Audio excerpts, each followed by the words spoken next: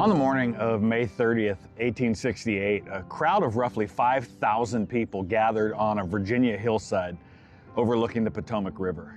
They stood among row upon row of fresh graves, 20,000 of them, at a place that just 7 years earlier had been the front lawn of Robert E. Lee's family home at Arlington. In the crowd that day were generals, senators, freed slaves, widows, and orphans. Children carried baskets of flowers. A young Northeast Ohio congressman named James Garfield was about to step up to a wooden platform to deliver a speech that he would later admit he barely had time to prepare. What happened that day was not the first time Americans had decorated the graves of their war dead. Towns across North and South had been doing that in small ways and in big ones for years. But the ceremony at Arlington on May 30th, 1868 would become the anchor point for something bigger, something we call Memorial Day today. This is the story of how a fractured nation, still bleeding from its own civil war, slowly and at times unevenly built a tradition of remembrance, and how that tradition still shapes how we mark the last Monday in May. Today, we're going back to the years right after the Civil War, into the small towns, the cemeteries, and the political maneuvering that gave birth to Memorial Day. We'll talk about the towns that lay claim to have started it all, and we'll meet the man who put it on the national calendar. And we'll find out how a tradition born out of mourning became the unofficial start of summer. Let's dive in.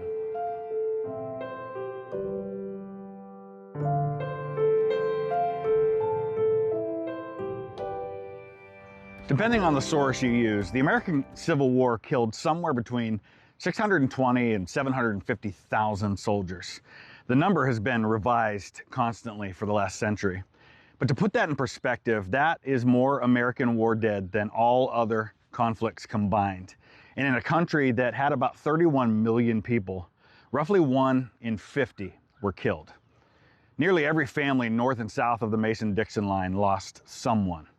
Every town had empty chairs at the dinner table.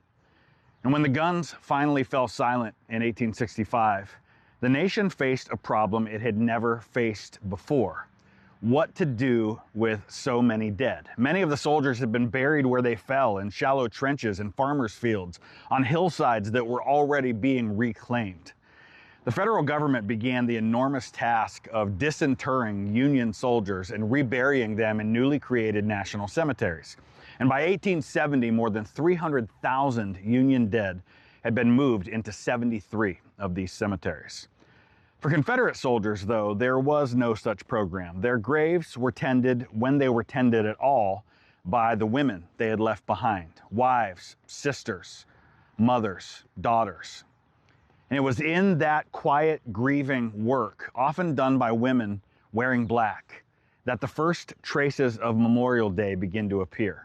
But here's the thing: Memorial Day didn't begin with an act of Congress or a presidential proclamation.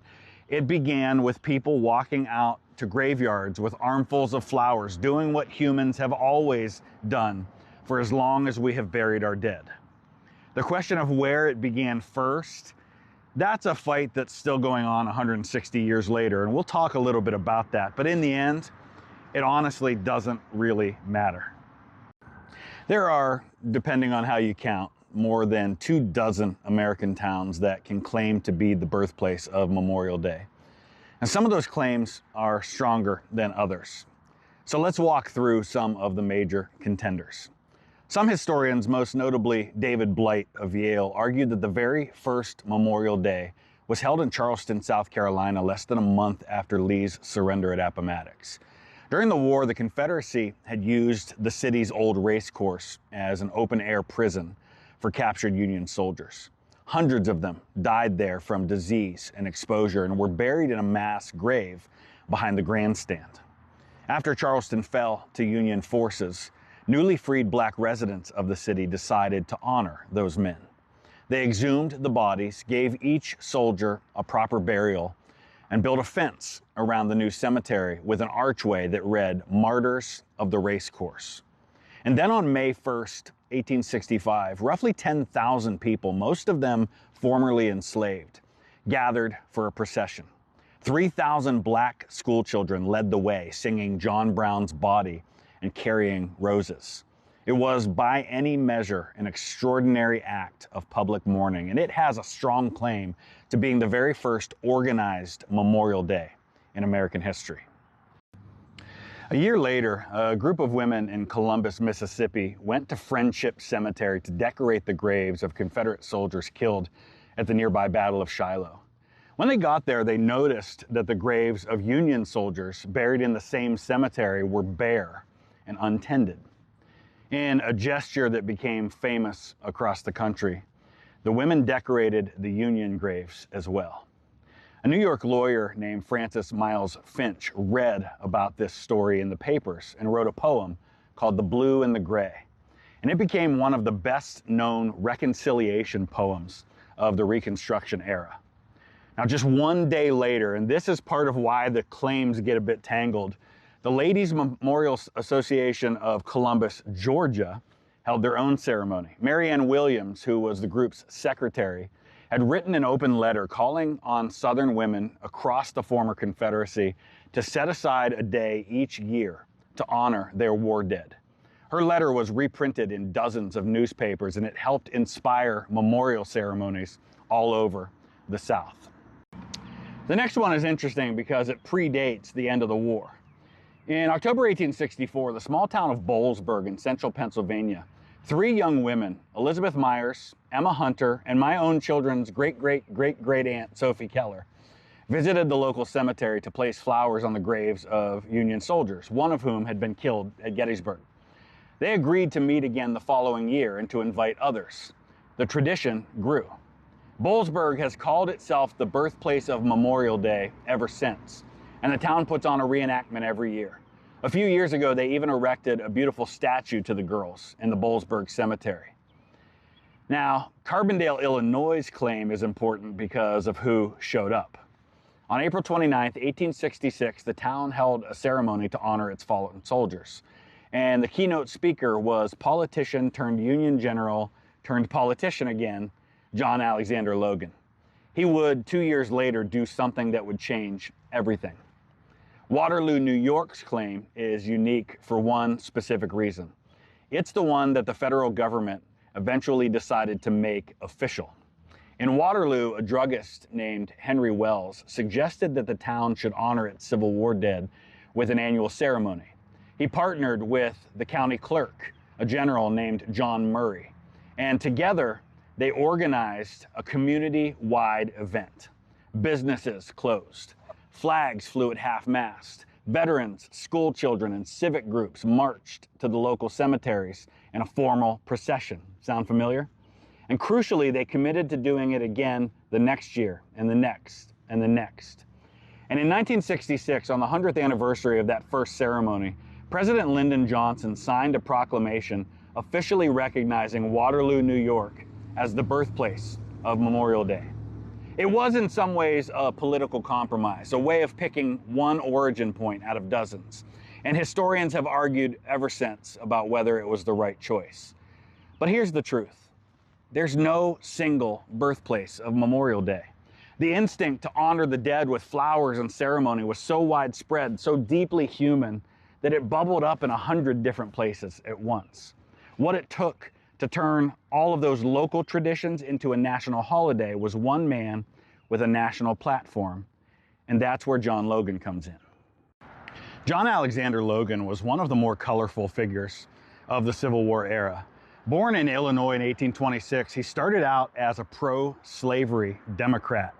In fact, he is one who had helped pass a state law barring free black people from even settling in Illinois. But when the war broke out, Logan threw himself into the Union cause with everything he had. He raised a regiment, fought at the Battle of Bull Run, and then resigned his seat in Congress to take a commission in the Army. By the end of the war, he was a major general and one of the most respected volunteer, or what we call political commanding generals in the Union forces. The troops called him Black Jack because of his dark hair, dark eyes, and his even darker temper.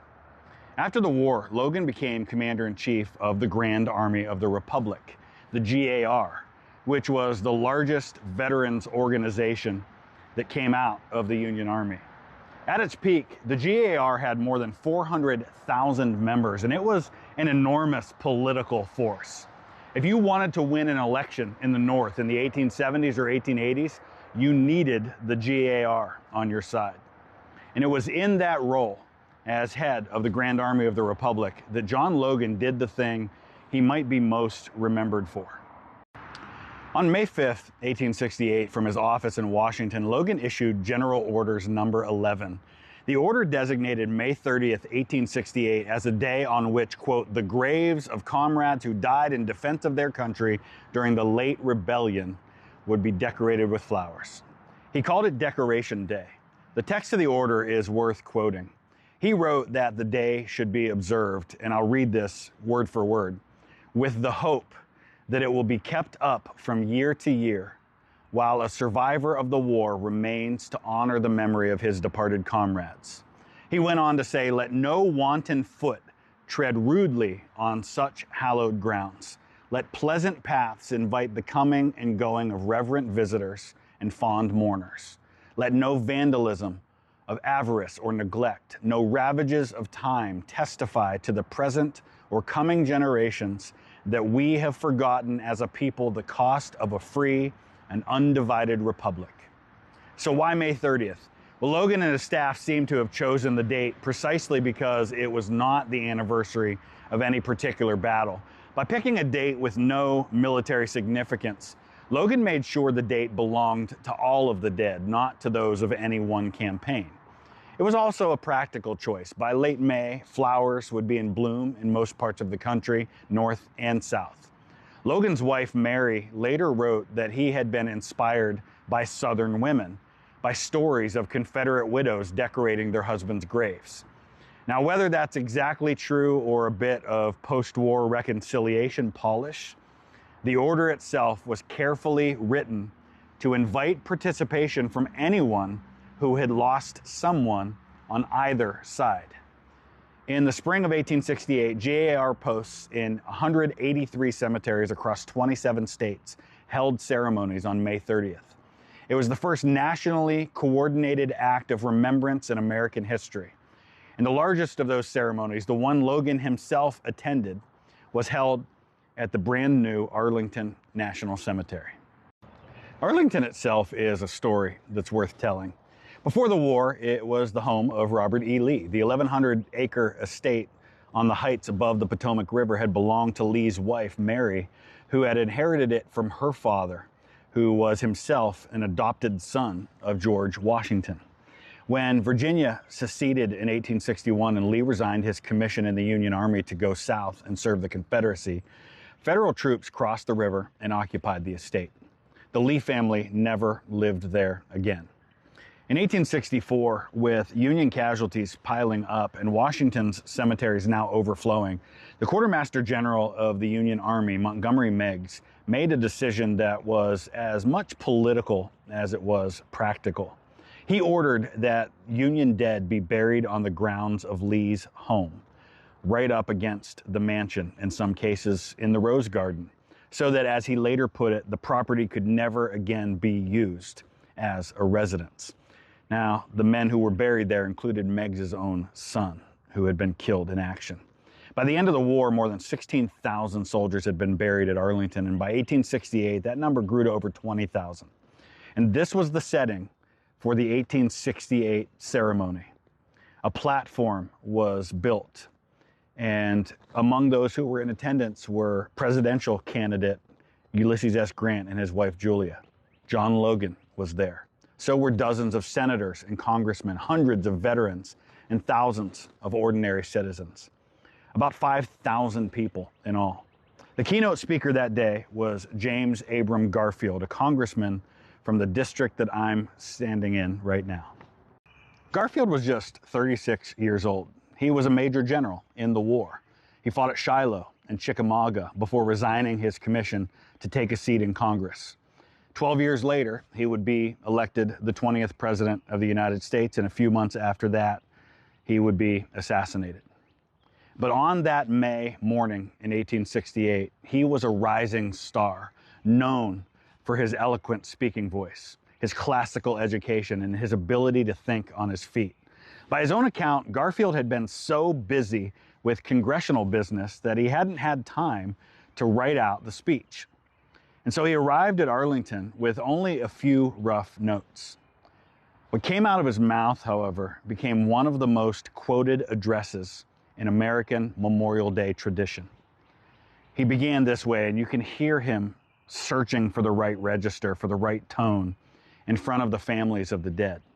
He said, "If silence is ever golden, it must be here, beside the graves of 15,000 men, whose lives were more significant than speech, and whose death was a poem, the music of which can never be sung." He went on, "We do not know one promise these men made, one pledge they gave, one word they spoke, but we do know they summed up and perfected by one supreme act the highest virtues of men and citizens. For love of country they accepted death, and thus resolved all doubts, and made immortal their patriotism and their virtue." When Garfield finished, the crowd moved out into the cemetery. Children from a local orphans' home, many of them children of fallen soldiers, walked between the graves with baskets of flowers. They placed flowers on every grave, Union and Confederate alike. Because yes, there were Confederate soldiers buried at Arlington even then, prisoners who had died in Washington hospitals. And the orphans, on Logan's instruction, did not skip those soldiers. That moment, more than any speech, is the one that turned Decoration Day into something bigger. It was the visual, children walking through 20,000 graves with armfuls of flowers that newspaper artists sketched and engravers reproduced. The image traveled across the country in weekly papers and made the ceremony feel for the first time like a national event. Now, it would be wrong of me to come to this particular place and not point out one of the sad footnotes to the story of John Alexander Logan and his involvement in creating the National Memorial Day holiday. Because here in Oak Hill Cemetery, where I've been filming this video, is John Alexander Logan Jr., Senator General Logan's son, who ended up here in Youngstown, Ohio, because his wife's family was from a long line of people from this city. And in 1899, John Alexander Logan Jr. was a major in the 33rd U.S. Volunteers. And he led a charge in an attack at the Philippines that cost him his life, but earned him the Medal of Honor. And he's one of our hometown heroes here in Youngstown that we honor every year on Memorial Day, a holiday his father helped to create.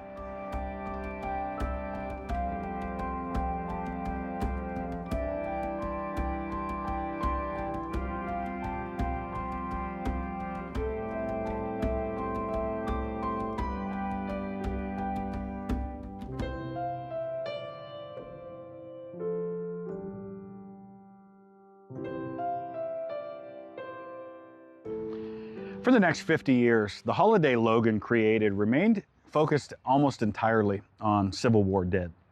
Northern states adopted it quickly. By 1890, every state that had fought for the Union had made Decoration Day a state holiday. Now, the South was slower. Many southern states continued to hold their own separate Confederate Memorial Days well into the 20th century, and in fact, some still do. Two things changed the holiday into the one that we know today. The first was the Great War, as it was then known. With 116,000 American dead, the country had found a new generation of war losses to grieve. Decoration Day, which had been about the Civil War, expanded almost overnight to honor all American war dead. Then the name began to shift. Newspapers and veterans groups started using the words Memorial Day more often than Decoration Day. The second change that happened because of legislation.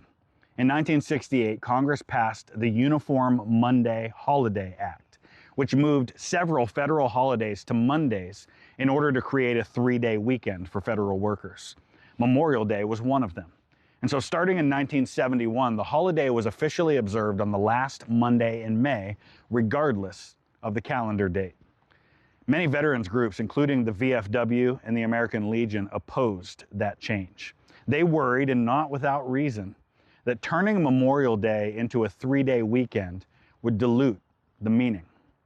The day, they feared, would become more about barbecues and mattress sales than about the dead. Now you can decide for yourself whether they were right. In 2000, Congress passed the National Moment of Remembrance Act, which asks all Americans to pause for 1 minute at 3 p.m. local time on Memorial Day to remember those who died in military service.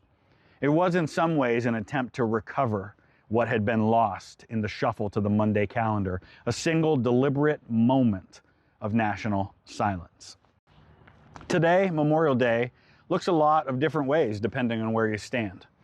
If you're at Arlington National Cemetery, you might see the soldiers of the 3rd U.S. Infantry Regiment, the Old Guard, had spent the Thursday before Memorial Day placing a small American flag in front of each of the more than 400,000 graves there.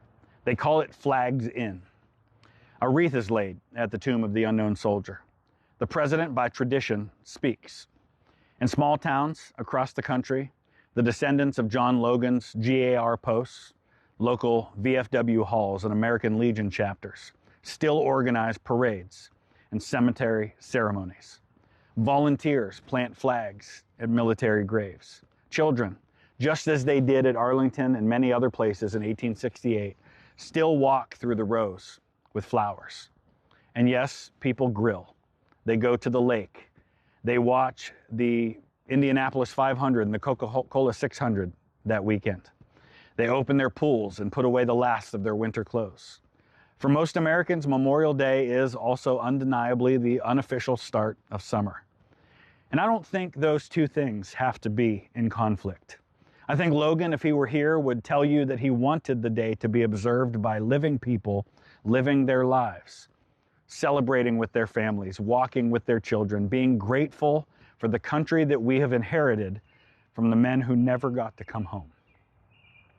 The flowers at the cemetery and the burgers in the backyard belong to the same day. But at 3 o'clock, wherever you are on Memorial Day, take the minute, stop the lawnmower, mute the television, and think about the 20,000 graves on a Virginia hillside in 1868 and all the graves before and since. That's our history. That's why we remember. So do me a favor, if you have someone in your family that you remember on Memorial Day who gave the ultimate sacrifice for our country, leave their name in the comments. I want to remember them with you. Thanks for joining me.